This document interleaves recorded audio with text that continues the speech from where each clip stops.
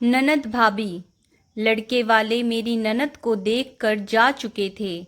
उनके चेहरों से हमेशा की तरह नकारात्मक प्रतिक्रिया ही देखने को मिली थी। कोई कमी नहीं थी उनमें। पढ़ी लिखी, कमाऊ, अच्छी कदगाठी की, नैन नक्श भी अच्छे ही कहे जाएंगे। रंग ही तो सांवला है। नकारात्मक उत्तर मिलने पर सब यही सोचकर संतोष कर लेते कि जब कुदरत चाहेगी तभी रिश्ता तय होगा। लेकिन दीदी बेचारी बुझ सी जाती थी। उम्र भी तो कोई चीज होती है। इस मई को दीदी पूरी 30 साल की हो चुकी हैं। जो जो उम्र बढ़ेगी त्यों त्यों रिश्ता मिलना और कठिन हो जाएगा। सोच सोच कर मेरे सास ससुर को रात रात भर नींद नहीं आती थी। लेकिन जिस तिस से भी तो संबंध नहीं जोड़ा जा सकता ना। कम से कम मानसिक स्तर तो मिलना ही चाहिए। एक सांवले रंग के कारण उसे विवाह करके कुएं में तो नहीं धकेल सकते, सोचकर सास ससुर अपने मन को समझाते रहते। मेरे पति सूरज दीदी से साल भर छोटे थे। लेकिन जब दीदी का रिश्ता किसी तरह भी होने में नहीं आ रहा था तो मेरे सास ससुर को बेटे सूरज का विवाह करना पड़ा था। मेरे परिवार वाले भी मेरे विवाह को लेकर अपने आप को असुरक्षित महसूस कर रहे थे। उन्होंने भी जोर दिया तो उन्हें मानना पड़ा। आखिर कब तक इंतजार करते। मेरे पति सूरज अपनी दीदी को बहुत प्यार करते थे। आखिर क्यों नहीं करते। थी भी तो बहुत अच्छी, पढ़ी लिखी और इतनी ऊंची पोस्ट पर कि घर में सभी उनका बहुत सम्मान करते थे। सूरज ने मुझे विवाह के तुरंत बाद ही समझा दिया था। उन्हें कभी यह महसूस ना होने दूं कि वे इस घर पर बोझ हैं। उनके सम्मान को कभी ठेस नहीं पहुंचनी चाहिए। इसीलिए कोई भी निर्णय लेते समय सबसे पहले उनसे सलाह ली जाती थी। वे भी हमारा बहुत ख्याल रखती थी। मैं अपनी माँ की इकलौती बेटी थी, इसीलिए उनको पाकर मुझे लगा जैसे मुझे बड़ी बहन मिल गई है। एक बार सूरज ऑफिस टूर पर गए थे। रात काफी हो चुकी थी। सास ससुर भी गहरी नींद में सो गए थे। लेकिन दीदी अभी ऑफिस से नहीं लौटी थी। चिंता के कारण मुझे नींद नहीं आ रही थी। तभी कार के हॉर्न की आवाज सुनाई दी। मैंने खिड़की से झांक कर देखा। दीदी कार से उतर रही थी। रोज उन्हें कैब छोड़ने आती थी। आज कैब के स्थान पर कार में उन्हें कौन छोड़ने आया है। मुझे जागता देखकर उन्होंने पूछा, सोई नहीं अभी तक? आपका इंतजार कर रही थी। आपके घर लौटने से पहले मुझे नींद कैसे आ सकती है मेरी अच्छी दीदी। मैंने उनके गले में बाहें डालते हुए उनके चेहरे पर खोजी नजर डालते हुए कहा, आपके लिए खाना लगा दूं? नहीं, आज ऑफिस में ही खा लिया था। अब तू जाकर सो जा। गुड नाइट दीदी, मैंने कहा और सोने चली गई। लेकिन आंखों में नींद कहाँ। दिमाग में विचार आने लगे कि कोई तो बात है। पिछले कुछ दिनों से दीदी कुछ परेशान और खोई खोई सी रहती हैं। ऑफिस की समस्या होती तो वे घर में अवश्य बताती। कुछ तो ऐसा है जो भाई कम और मित्र अधिक से साझा नहीं करती।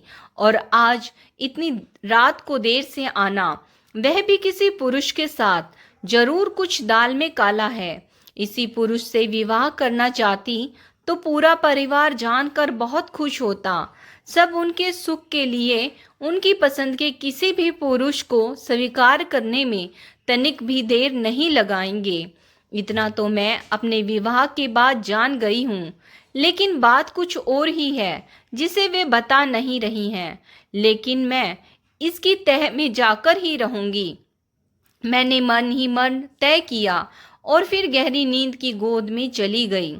सुबह 6 बजे आंख खुली तो देखा दीदी ऑफिस के लिए तैयार हो रही थी।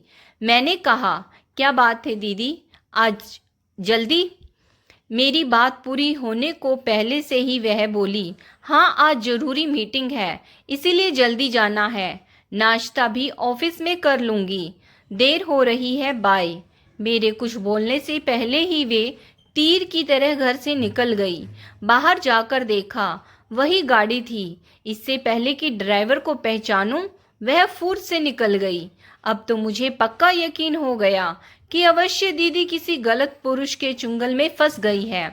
हो ना हो वह विवाहित है, मुझे कुछ जल्दी करना होगा, लेकिन घर में बिना किसी को बताए, वरना वे अपने आप को बहुत अपमानित महसूस करेंगी। रात को वही व्यक्ति दीदी को छोड़ने आया।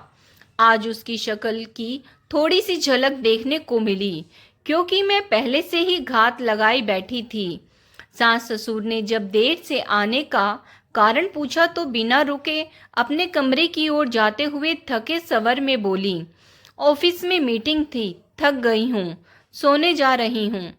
आजकल क्या हो गया है इस लड़की को, बिना खाए सो जाती है।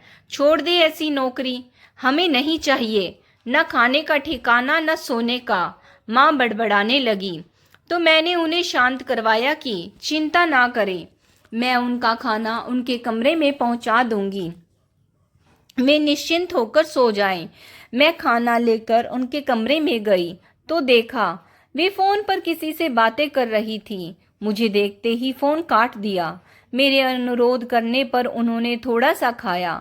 खाना खाते ही मैंने पाया कि पहले के विपरीत वे अपनी आंखें चुराते हुए खाने को जैसे निगल रही थी। कुछ भी पूछना उचित नहीं लगा। उनके बर्तन उनके लाख मना करने पर भी उठाकर लौट आई। 2 दिन बाद सूरज लौटने वाले थे। मैं अपनी सास से शॉपिंग का बहाना करके घर से सीधी दीदी के ऑफिस में पहुंच गई। मुझे अचानक आया देखकर एक बार तो वे घबरा गई कि ऐसी क्या जरूरत पड़ गई कि मुझे ऑफिस आना पड़ा। मैंने उनके चेहरे के भाव भांपते हुए कहा, अरे दीदी, कोई खास बात नहीं, यहाँ मैं कुछ काम से आई थी, सोचा आपसे मिलती चलूं। आजकल आप घर देर से आती हैं, इसीलिए आपसे मिलना ही कहाँ हो पाता है। चलो ना दीदी, आज ऑफिस से छुट्टी ले लो, घर चलते हैं। नहीं, बहुत काम है, बॉस छुट्टी नहीं देगा। पूछकर तो देखो, शायद मिल जाए। अच्छा, कोशिश करती हूँ, कह उन्होंने जबरदस्ती मुस्कुराने की कोशिश की। फिर बॉस के कमरे में चली गई। बॉस के ऑफिस से निकली तो वह भी उनके साथ था। अरे, यह तो वही आदमी है जो दीदी को छोड़ने आता है, मेरे मुंह से निकला। मैंने चारों ओर नजर डाली। अच्छा हुआ आसपास कोई नहीं था। दीदी को इजाजत मिल गई थी। उनका बॉस उन्हें बाहर तक छोड़ने आया। इसका मुझे कोई औचित्य नहीं लगा। मैंने उनको कुरेदने के लिए कहा, वाह दीदी, बड़ी शान है आपकी, आपका बॉस आपको बाहर तक छोड़ने आया। ऑफिस के सभी लोगों को आपसे ईर्ष्या होती होगी। दीदी फीकी सी हंसी हंस दी, कुछ बोली नहीं। सास भी दीदी को जल्दी आया देखकर बहुत खुश हुई। रात को सभी गहरी नींद सो रहे थे कि अचानक दीदी के कमरे से उल्टियां करने की आवाज़ आने लगी। मैं उनके कमरे की तरफ लपकी। वे कुर्सी पर निढाल पड़ी थी। मैंने उनके माथे पर हाथ फेरते हुए कहा, क्या बात है दीदी, ऐसा तो हमने कुछ खाया नहीं कि आपको नुकसान करे। फिर बदहजमी कैसे हो गई आपको? फिर अचानक मेरा माथा ठनका कि कहीं दीदी, मैंने उनके दोनों कंधे हिलाते हुए कहा, दीदी, कहीं आपका बॉस, सच बताओ दीदी, इसीलिए आप इतनी सुस्त। बताओ ना दीदी, मुझसे कुछ मत छुपाइए, मैं किसी को नहीं बताऊंगी। बताओ ना दीदी, मुझसे कुछ नहीं छुपाइए, मैं किसी को नहीं बताऊंगी।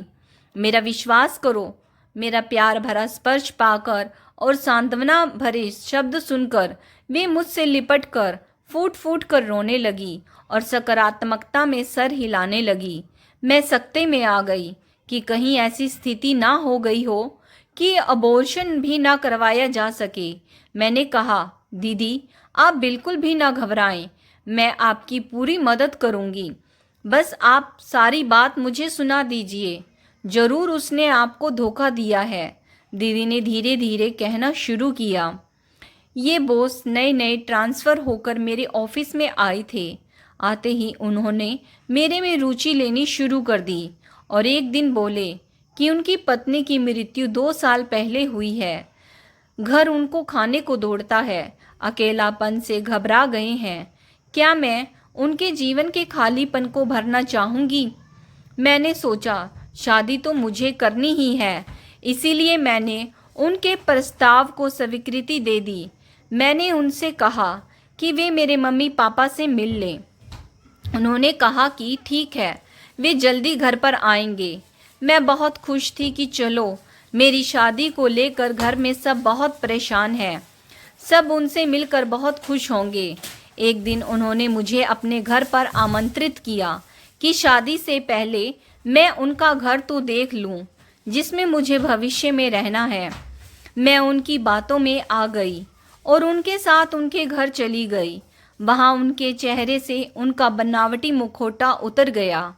उन्होंने मेरे साथ बलात्कार किया और धमकी दी कि यदि मैंने किसी को बताया तो उनके कैमरे में मेरे ऐसे फ़ोटो हैं जिन्हें देखकर मैं किसी को मुंह दिखाने लायक नहीं रहूंगी।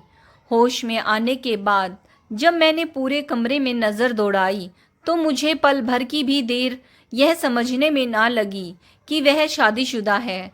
उस समय उनकी पत्नी कहीं गई होगी। मैं क्या करती?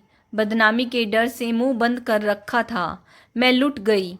अब क्या करूं? कहकर फिर फूट फूट कर रोने लगी। तब मैंने उनको अपने से लिपटाते हुए कहा, आप चिंता ना करें दीदी, अब देखती हूँ वह कैसे आपको ब्लैकमेल करता है। सबसे पहले मेरी फ्रेंड डॉक्टर के पास जाकर अबॉर्शन की बात करते हैं। उसके बाद आपके बॉस से निपटेंगे। आपकी तो कोई गलती ही नहीं। आप डर रही थी, इसी का फ़ायदा तो वह उठा रहा था। अब आप निश्चिंत होकर सो जाइए। मैं हूं ना, आज मैं आपके कमरे में ही सोती हूँ। और फिर मैंने मन ही मन सोचा कि अच्छा है, पति बाहर गए हैं और सास ससुर का कमरा दूर होने के कारण आवाज़ से उनकी नींद नहीं खुली। थोड़ी ही देर में दोनों को गहरी नींद ने घेरा। अगले दिन दोनों ननद भाभी किसी फ्रेंड के घर जाने का बहाना करके डॉक्टर के पास जाने के लिए निकली। डॉक्टर चेकअप कर बोली, यदि हफ्ता और निकल जाता तो अबॉर्शन करवाना खतरनाक हो जाता। आप सही समय पर आ गई हैं। मैंने भावातिरेक में अपनी डॉक्टर फ्रेंड को गले से लगा लिया। वे बोली, पूजा, तुम्हें पता है ऐसे कई केस रोज मेरे पास आते हैं। भोली भाली लड़कियों को ये दरिंदे अपने जाल में फंसा लेते हैं और बदनामी के डर से सब सहती रहती हैं। लेकिन तुम तो स्कूल के ज़माने से ही बड़ी हिम्मत वाली रही हो। याद है ना वह संजय जिसने तुम्हें तंग करने की कोशिश की थी? तब तुमने प्रिंसिपल से शिकायत करके उसे स्कूल से निकलवा कर ही दम लिया था। अरे अनीता, तुझे अभी तक याद है? सच, वे भी क्या दिन थे। और फिर दोनों खिलखिला कर हंस पड़ी। मेरी ननद के चेहरे पर भी आज बहुत दिनों बाद मुस्कुराहट दिखाई दी थी। अबॉर्शन हो गया। घर आकर मैं अपनी सास से बोली, दीदी को फ्रेंड के घर में चक्कर आ गया था, इसीलिए डॉक्टर के पास होकर आई हूँ। उन्होंने बताया है कि खून की कमी है, खाने पर ध्यान रखें और हफ्ते की बेड रेस्ट लें। चिंता की कोई बात नहीं है। सास ने दुखी मन से कहा, मैं तो कब से कह रही हूँ खाने का ध्यान रखा करो, लेकिन मेरी कोई सुने तब ना। हफ्ते में ही दीदी भली चंगी हो गई। उन्होंने मुझे गले लगाते हुए कहा, तुम कितनी अच्छी हो भाभी, मुझे मुसीबत से छुटकारा दिला दिया। तुमने माँ से भी बढ़ चढ़कर मेरा ध्यान रखा। मुझे तुम पर बहुत गर्व है। ऐसी भाभी सबको मिले। अरे दीदी, पिक्चर अभी बाकी है। अभी तो उस दरिंदे से निपटना है। हफ्ते भर बाद हम योजना अनुसार बॉस की पत्नी से मिलने गए। उनको उनके पति का सारा कच्चा चिट्ठा बयान किया तो वे हैरान होते हुए बोली, उन्होंने यहाँ भी नाटक शुरू कर दिया। लखनऊ से तो किसी तरह ट्रांसफ़र करवा कर यहाँ आए हैं कि शायद शहर बदलने से ये कुछ सुधर जाएं। लेकिन कोई, कहते हुए वे रुआंसी हो गई। हम उनकी बात सुनकर अवाक रह गए। सोचने लगे कि इससे पहले भी ना जाने कितनी लड़कियों को उसने बर्बाद किया होगा। उसकी पत्नी ने फिर कहना शुरू किया, अब मैं इन्हें माफ़ नहीं करूँगी। सजा दिलवा कर ही रहूंगी। चलो पुलिस स्टेशन चलते हैं। इनको इनके किए की सजा मिलनी ही चाहिए। मैंने कहा, आप जैसी पत्नियां हो तो अपराध को बढ़ावा मिले ही नहीं। हमें आप पर गर्व है। और फिर हम दोनों ननद भाभी उसकी पत्नी के साथ पुलिस को लेकर बॉस के पास उनके ऑफिस में पहुंच गए। पुलिस को और हम सबको देखकर वह हक्का बक्का रह गया। ऑफिस के सहकर्मी भी सकते में आ गए। उनमें से एक लड़की भी आकर हमारे साथ खड़ी हो गई। उसने भी कहा कि उन्होंने उसके साथ भी दुर्व्यवहार किया है। पुलिस ने उन्हें अरेस्ट कर लिया। दीदी भावातिरेक में मेरे गले लगकर सिसकने लगी। उनके आंसुओं ने सब कुछ कह डाला। घर आकर मैंने सास ससुर को कुछ नहीं बताया। पति से भी अबॉर्शन वाली बात को छुपा ली, मगर यह बता दिया कि वह दीदी को बहुत परेशान करता था। सुनते ही उन्होंने मेरा माथा चूम लिया और बोले, वाह, मुझे तुम पर गर्व है। तुमने मेरी बहन को किसी के चुंगल से फंसने से बचा लिया। बीवी हो तो ऐसी। उनकी बात सुनकर हम ननद भाभी दोनों एक दूसरे को देख मुस्कुरा दी। दोस्तों, आज की कहानी कैसी लगी कमेंट्स करके ज़रूर बताइएगा। अगर आपको कहानी पसंद आई है please like share and subscribe my channel stories bye Sunita Saini. Video को